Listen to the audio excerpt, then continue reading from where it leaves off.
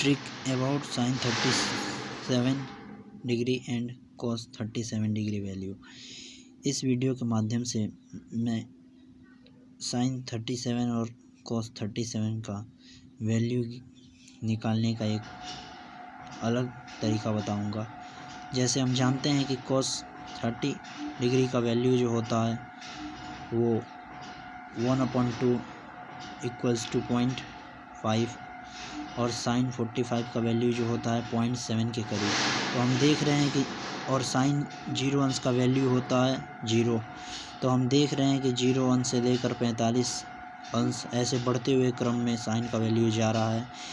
इस बेस पे जो साइन 37 डिग्री है इसका मान 3/5 होगा, क्योंकि हम देख रहे हैं साइन 30 डिग्री का जो वैल्यू है वो 0.5 के समथिंग है और साइन 45 का जो वैल्यू है वो 0.7 के समथिंग है। तो इसके बीच में जो वैल्यू होगी वो 0.6 होगी।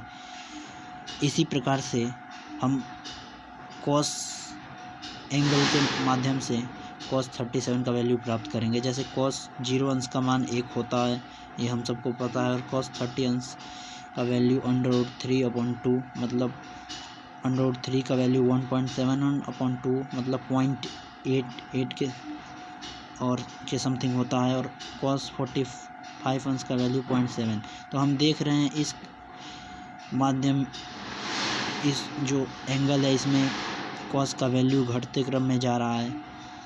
पहले कॉस 0 अंश का मान 1 था, बाद में 0.8 हुआ, फिर 45 अंश पे 0.7 हुआ। अब देख रहे हैं हम कॉस 30 अंश पे जो है इसका वैल्यू 0.88 के समथिंग है। मतलब इसके बाद जो इसका वैल्यू होगा हम इन दो वैल्यू के एंगल के माध्यम से पता कर चुके हैं कि कॉस का वैल्यू जो है घटते क्रम में जा रहा है।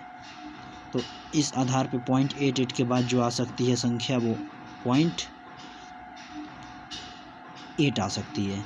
ये 0.6 क्यों नहीं आ सकती? क्योंकि यदि 0.88 के बाद यदि 0.6 हम रख देते 30 अंश और 45 अंश के बीच में, मान लीजिए हम 37 अंश का मान यदि हम 0.8 रख देते तो फिर ये वैल्यू जो है ये घटते क्रम में नहीं रह जाती। इसीलिए एक संख्याओं का एक पैटर्न पालन होता है और उस आधार पे जब भी कॉस और साइन 37 अंश का वैल्यू रखें तो हर में तो 5 होना ही चाहिए, और अंश का चुनाव करने के लिए ये कॉन्सेप्ट जो मैंने बताया है बिल्कुल सार्थक है।